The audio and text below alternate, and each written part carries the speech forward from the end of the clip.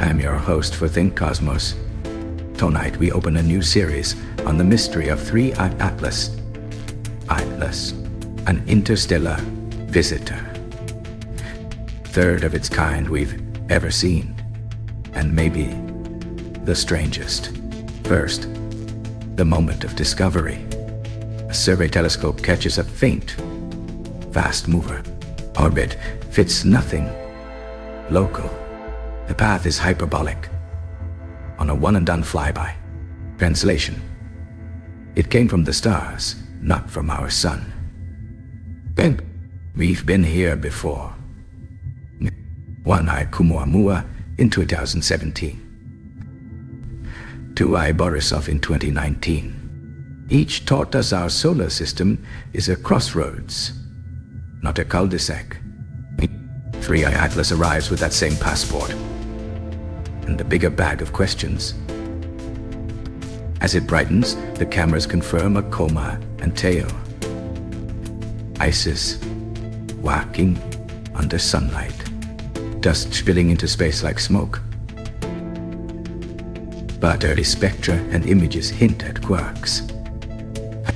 This isn't a copy-paste of our hometown comets.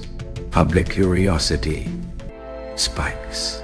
Is it just ice and dust, or something weirder? Astronomers line up the big telescopes. Time is short. 3i Atlas will swing by the sun and never come back. Why should you care? Because this object formed under a different star. Its ices carry chemistry from a foreign nursery. Every photon we catch is a message in a bottle. Let's build the timeline. Discovery. Gentis. Rapid confirmation as Interstellar. Community alert. Obtains RAM. Campaigns ramp. As it heads inward, the coma grows. The tail lengthens. We gear up for Perihelion, the closest pass to the sun. Closest approach to Earth stays comfortably distant. This is a science event, not a hazard. Now the mystery threads. Thread 1. Composition. What exactly is venting off the surface? Water, carbon dioxide, carbon monoxide. That's normal. But early chatter points to unusual metal signatures in the gas. If confirmed, that would make 3i Atlas chemically distinct from most comets we know. Thread 2. Brightness and color. Multi-filter images show a striking spread across wavelengths. That's not decoration. It's a clue to grain sizes and molecules. Different ice light up differently. Color is chemistry. Thread 3. Motion or comets don't always follow pure gravity. When ices jet from the surface, they act like tiny thrusters. We've modeled that for decades. For 3i Atlas, it's critical to ask, how much non-gravitational push is there? Where is it pointing? And does it stay consistent over time? Hold that thought. We'll come back to jets in a minute. Meanwhile, the comparison set. ʻOumuamua was compactless and odd. Its acceleration sparked debate that still burns online. Borisov behaved like a classic comet. Icy, active, familiar, just born elsewhere. 3i Atlas looks more like Borisov at a glance. But the details are where the story lives. Let's talk encounter geometry. The path is steep, the speed is high. Telescopes get windows of viewing between solar glare and geometry. Each night counts. Well, each spectrum counts.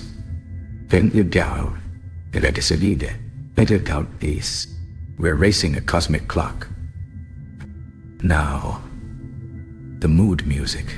Whenever the public hears Interstellar, the imagination wakes up. Could it be artificial? Could someone have sent it? Healthy skepticism says, start with nature, but stay curious. Don't dismiss a real anomaly just because it's inconvenient. So we test the claim the same way we always do. Step 1. Measure the orbit precisely. Step 2. Look for consistent, directional jets. Step 3. Compare the chemistry to known comet families. Step 4. Ask if a natural model explains the data without fine-tuning. If the natural model works, story closed. If it doesn't, story opens. All right, let's return to jets. Because this is where the conversation heated up. As 3I Atlas brightened, some observers reported a complex jet structure around the nucleus. In comets, jets often point away from the sun, as surface patches sublimate. But a subset can blow sunward depending on local topography and rotation. Those jets can nudge the orbit, millimeter by millimeter per second. Over weeks, that becomes measurable. Enter the controversy. Controversy. A prominent Harvard astrophysicist, Professor Avi Loeb, argued that the observed behavior, including a reported sunward component, could in principle be used for navigation. In other words, if you wanted to steer, a set of jets could act like attitude thrusters. He floated bolder possibilities too. Exotic composition and finely tuned accelerations. Let's parse that fairly. Based on one hand, jet steering motion is a real natural effect. It has shaped comet orbits we've tracked for years. On the other hand, the pattern of those jets, direction, timing, and steadiness matters. If the push looks engineered rather than seasonal or rotational, you'd need to explain why. So here's how we'll approach it in this series. We'll map the reported jets over time. We'll compare them to the object's rotation phase and solar heating. We'll ask whether the thrust fits a natural venting model, or if it needs something extra. No leaps, no hand-waving, just the data. But what's next in part 2? We follow 3I Atlas through Perihelion. Mr. Zilperon, not through Perihelion. We track how the coma evolved.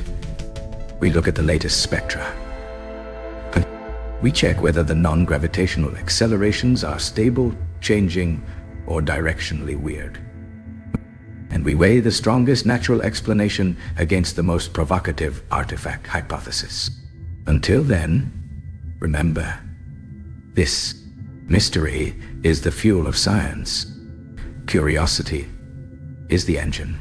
Skepticism is the steering wheel. We'll use all three.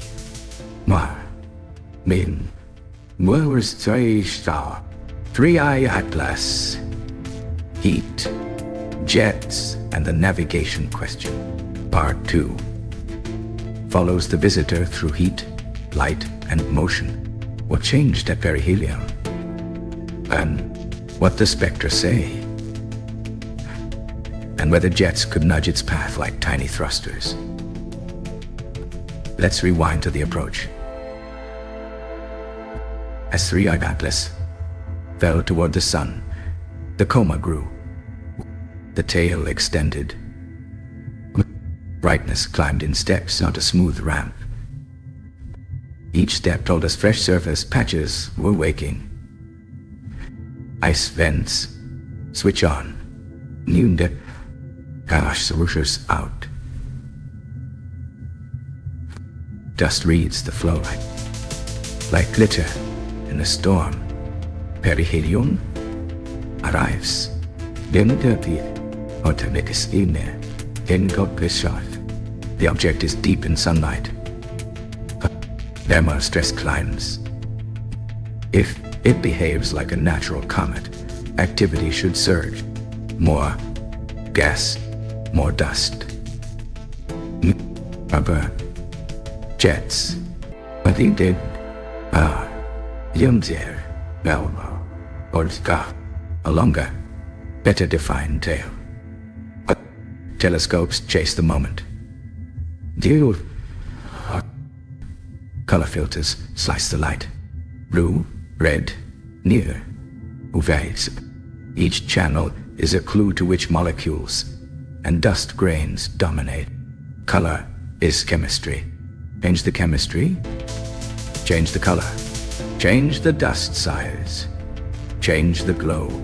Early reads paint a consistent picture. 3I. It is active. The coma is broad. The tail is real. This is no dead rock. It's venting. Now the part that matters to the mystery. Motion. Gravity is not the whole story for comets. When vents fire, they push. Non-gravitational acceleration is tiny but measurable. For some comets, it's enough to nudge the orbit you'd predict from gravity alone. So we ask 3 questions. 1. How big is the push? 2. Which way does it point? 3. Does it stay steady or swing around with rotation? If vents track the sun, the push should drift with the day-night cycle. Hence, locked to geography, the push should repeat with a spin. If vents scatter randomly, the push averages out. If the push is stable and directional, we lean in and look harder. Observations around Perihelion flagged a complex jet structure. Multiple plumes.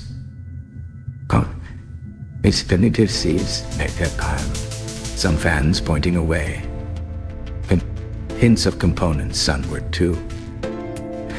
Sunward jets are not impossible in nature. Topography can do that. Rotation can do that.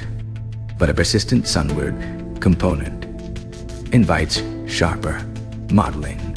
Here's the fair take. A natural jet model can steer a comet. We've seen it before. It can explain small, steady deviations from pure gravity. It can even explain sudden kinks if a new vent opens. Oh, pale. Here's the provocative take. If the push looks engineered, meaning directionally stable in a way that seasonal heating can't explain, then we test a bolder hypothesis. Not declare it. Test it. Could a set of jets act like attitude thrusters? Could a navigation pattern emerge from the data? That's the question on the table. To answer it, we need receipts. Precise astrometry, night after night. High cadence photometry to catch rotation. Spectra, to measure which gases dominate each burst. And imaging to map jets against the nucleus orientation. Think of it as a 4-layer puzzle. Layer 1, the orbit, fit with and without jet forces. Layer 2, the light curve to time the spin. Layer 3, the spectra to track volatiles. Layer 4, the jet geometry, frame by frame. If all 4 line up with a natural model, case closed. If they don't, the story opens. What do we know so far? In plain language, 3I Atlas is active. It has a coma and a growing tail. It shows non-gravitational behavior consistent with venting, and it has reported jets whose geometry is under debate. What would move the needle? A push vector that holds steady in one inertial direction, a thrust pattern that ignores the object's day-night cycle, a composition signal that points to unusual propellants, or a velocity change that exceeds what observed mass loss can supply. What would settle it the other way? A rotation-locked push that tracks sunlight, mass loss rates that match the measured acceleration. It's how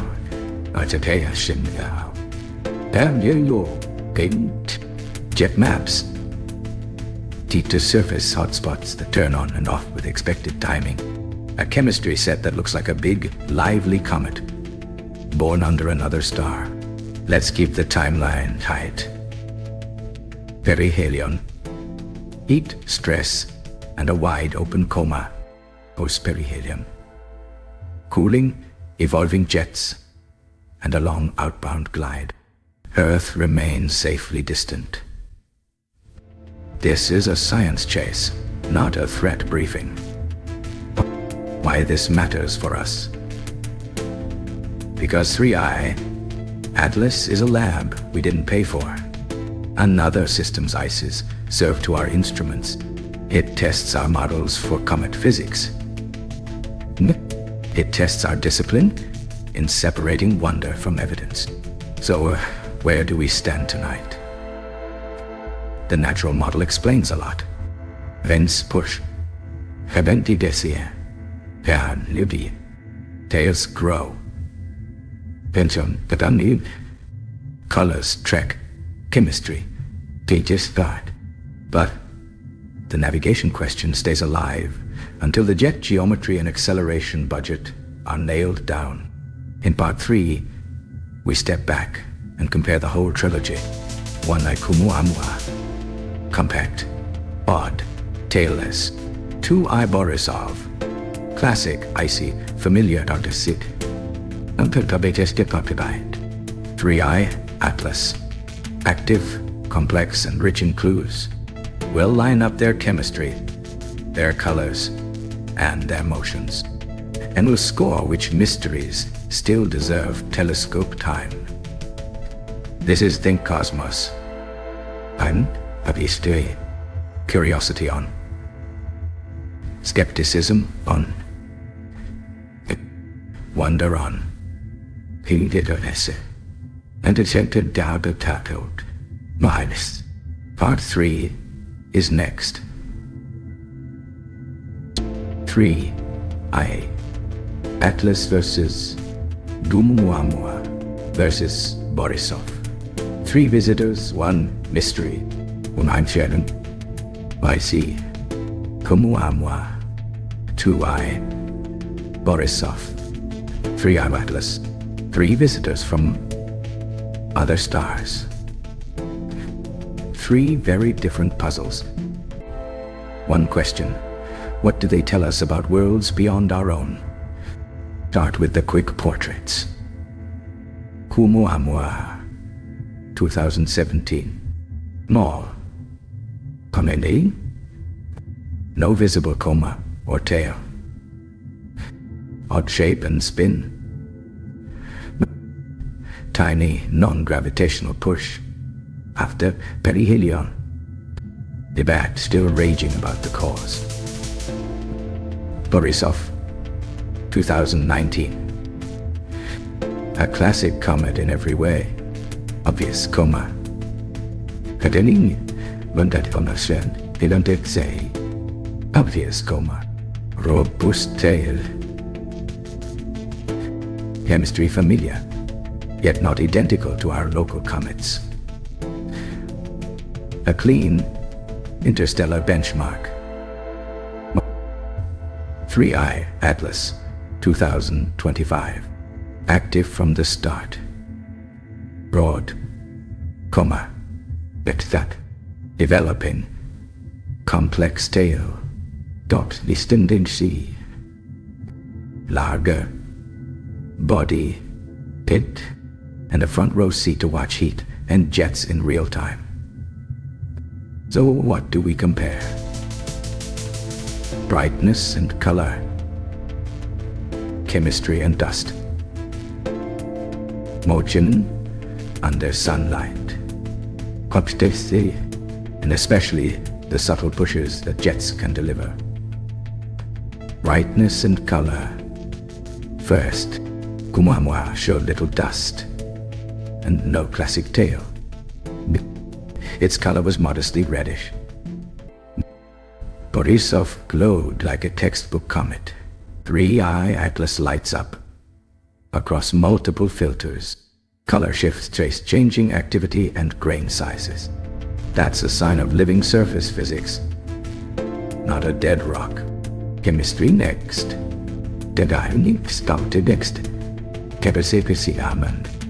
Next. Borisov's gases looked a lot like what we know, with some notable ratios. ʻOumuamua's gases were never clearly seen. 3i Atlas turns on with water and other volatiles. As it warms, exact ratios are still being pinned down. But the strong coma says we're sampling fresh ices from another nursery. Dust and structure. Dust. ʻOumuamua. No visible dust. Borisov. Abundant, dust, well-defined tail. 3i Atlas. A wide, evolving structure with multiple tail components. Frames show kinks, fans, and changing geometry. That's a laboratory for jet physics. Now motion. All three follow hyperbolic paths. All three are unbound. But their dances near the sun differ. ʻOumuamua surprised us with a tiny extra push. No outgassing scene, so explanations multiplied. Borisov behaved like a natural comet under sunlight and jets. 3i Atlas lands somewhere in the middle. Clearly venting. Clearly comet-like. And interesting enough that we're modeling non-gravitational nudges night by night. This is where the navigation question returns. Could jets act like thrusters? Yes, if vents are favorably placed and the rotation cooperates. Nature can do that. A surface patch wakes, the object spins, the thrust averages into a preferred direction. Small, persistent, measurable. So what would look unusual? A push vector that stays locked in space, not rotating with the day-night cycle. A thrust budget larger than the observed mass loss can supply. A jet pattern that repeats with timing too tidy for seasonal heating. Those are the tests. We keep them on the board. Let's talk timelines and windows. ʻOumuamua slipped past quickly. Few weeks of good data. Borisov gave us months of textbook physics. 3i Atlas offered an inbound campaign, a perihelion crescendo, and a long outbound glide. Closest Earth distance remained comfortable. This is a science chase, not a hazard. What did the heat do? Near Perihelion, 3i Atlas brightened in steps. That's new surface waking. Jets sharpened. Jets sharpened. The tail resculpted in the solar wind.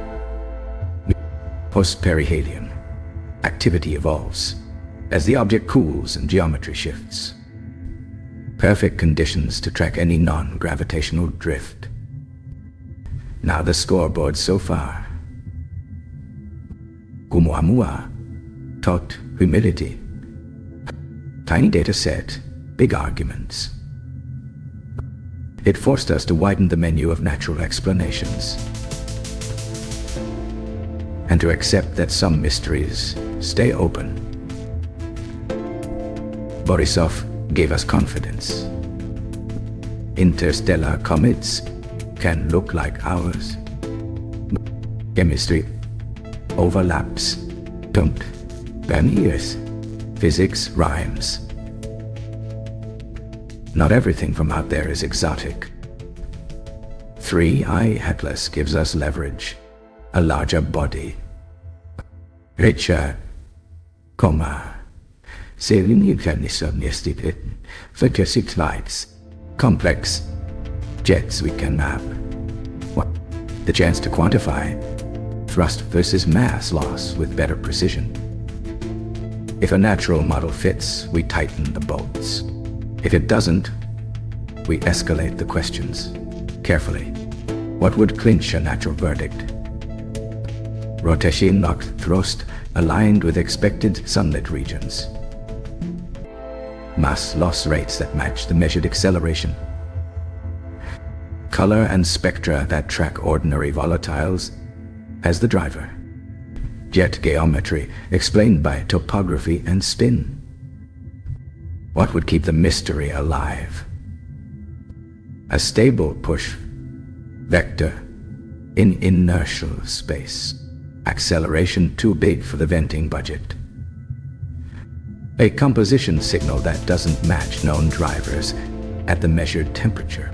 Or an abrupt sustained maneuver uncoupled from solar heating. Meanwhile, here's what we can say without spin. 3i Atlas is an active interstellar comet. Its trajectory is unbound. Its coma and tail are real. Its jets can nudge its path. And the navigation hypothesis rests on whether those nudges are ordinary or extraordinary. How should we watch from home? Follow the outbound campaign images. Look for consistent tail geometry across many nights.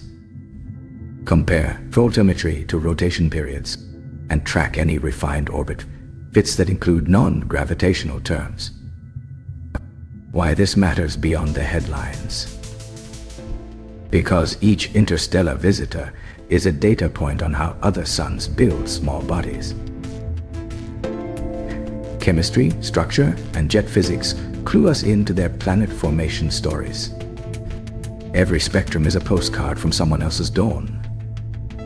In part 4, we look forward. Could we intercept the next one? What launchers, what flight times, what instruments?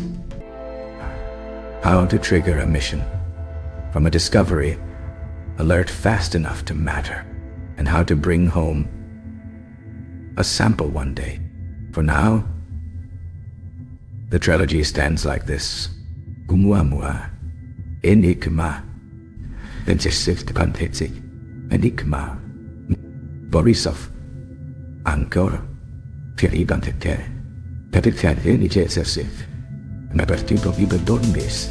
Ancor Bentonda. 3i Atlas stress test. 3 visitors. 1 mystery. How common is ordinary out there? And how often should we expect the extraordinary? This is ThinkCosmos. Curiosity on. Skepticism on. Deputism obeyed. Oh, here come they. The skepticism on. Wonder on. Part 4 is next. Intercepting the next visitor. How we'd meet 3i Atlas' successor if another interstellar visitor appears tomorrow. How do we meet it in time? Not just with telescopes, with a spacecraft. Start with the clock. Interstellar objects arrive, hot and fast. They are discovered faint. They brighten for weeks to months. Then they slingshot out forever. If you can't move quickly, it's already gone. So the plan? is a pipeline. One, detect to the yard. Itabium desigero. Call anything. Deciditesi. Decide. Deploy. Multi. Tekabelin. Deploy devices. All on a calendar, measured in months, not years. Detect. First, wide field surveys sweep the sky.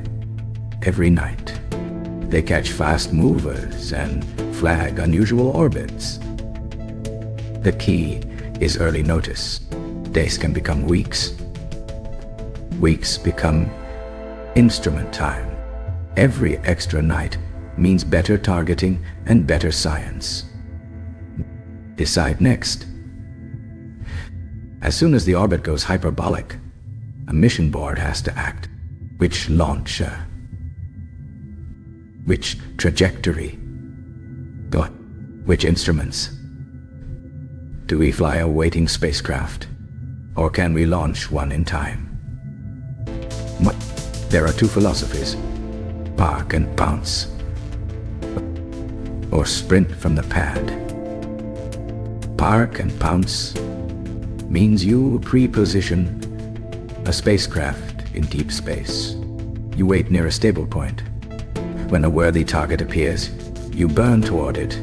No years of development. No crowded launch calendar. Just go. Sprint from the pad means you build a small, fast probe now. You keep it flight ready on Earth. When an interstellar alert triggers, you grab a launch and chase. It's risky. But with enough lead time and a high energy trajectory, it can work. Whichever philosophy you pick, speed is king. Power and dust is queen. Close to an active comet, dust grains hit like bullets. Your spacecraft needs a shield up front. It needs a sharp eye to track the target autonomously. And it needs to grab data in seconds at tens of kilometers per second. What does a good payload look like? A narrow-angle camera for fine detail. A wide-angle camera for context.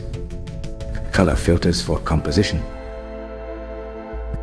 An infrared spectrometer for warm ices and minerals. A mass spectrometer to taste the gas. A dust analyzer to weigh and read grains as they fly by. Fields and particles. Sensors to read the plasma and solar wind dance. Everything tuned for speed, glare, and impact risk. Data rules are simple. Shoot a lot. Compress hard. Send the highlights first. But you might only get one pass. Make it count. Navigation is its own science. Interstellar objects can vent gas like thrusters. That nudges the orbit in small but real ways. Your probe needs optical navigation to refine aim on the fly. It needs a guidance mode that handles surprise. And it needs to survive a dust storm at closing speed. Now, the trajectories. You're already in deep space. A moderate burn can line you up for a flyby. If you're launching late, you need a high-energy escape. Maybe a planetary gravity assist. Maybe solar electric thrust to shape the encounter. You're trading fuel, time, and risk to buy science seconds at closest approach. What about sample return? With today's launch energy, a true sample return from a fast interstellar flyby is a stretch. But a tiny catcher could grab dust in Erogel during the pass. Return would need a careful, slower architecture. For now, the sweet spot is a high-speed flyby with in-situ sniffing. How close can we dare? Close enough to resolve surface features, far enough to keep the shield intact. Kilometers to tens of kilometers is the scientific dream. But say flybase can live at hundreds of kilometers if the nucleus is wild. Timing is everything. If you meet the visitor before it gets too hot, you read primordial ices. If you meet it near Perihelion, activity sings but danger rises. Outbound encounters are calmer but dimmer. The right answer depends on the orbit, the brightness curve, and your delta V. Let's stage a rehearsal. Night 02. A survey flags a hyperbolic track. Within a day, orbit solutions say, Interstellar. Within a week, a mission board greenlights an intercept. If a waiting probe exists, it leaves its parking orbit. If not, a fast build team rolls a ready spacecraft to the pad. 2 months later, you're on course for a month's out flyby. On approach, the probe switches to autonomous tracking. Shield forward. Cameras hot. Spectrometers armed. In less than a minute around closest approach, you grab the treasure. Then you phone home. Will we ever do better than a flyby? Yes, if we plan now. A dedicated standby mission can wait in deep space for years. A rapid response playbook can cut red tape from months to days. And if we detect earlier, we can fly slower and safer with more instruments. What have we learned from our 3 visitors so far? ʻOumuamua gave us humility and a hunger to be ready next time. Borisov taught us that Interstellar can look comfortingly familiar. 3i Atlas proved we can mobilize a global campaign fast. And that jets, chemistry, and dust all tell parts of the story. What about the navigation question? Could jets be used deliberately to steer? Nature can produce thrust patterns that look tidy. Rotation and topography can line up in surprising ways. To test anything beyond nature, we need better geometry, better timing, and better gas-to-thrust accounting in the moment of closest approach. That's exactly what an intercept probe is built to do. So here's the mission recipe that earns its keep. A waiting spacecraft in deep space. High-speed imaging with autonomous tracking. Infrared and visible spectroscopy for composition. A gas and dust lab for in-situ sampling. A tough shield. And a data plan that survives glare and grit. Oh, and here's the ground game that makes it real. Wide field surveys finding the target early. A space-based infrared eye to catch dark, faint objects sooner. A standing review team with authority to go. Launch options reserved in advance. A flight computer that can steer through the unknown. If we build that pipeline, we won't just watch the next visitor. We'll meet it. We'll taste it. We'll bring its physics home. And we'll turn a once-in-a-generation surprise into a scheduled appointment with the stars. This is ThinkCosmos. Curiosity on. Skepticism on. Destiny. Wonder on. Todes continue about our series finale next time. The long game. How to catch sample. And maybe one day, return the goods from a true interstellar traveler. See you then.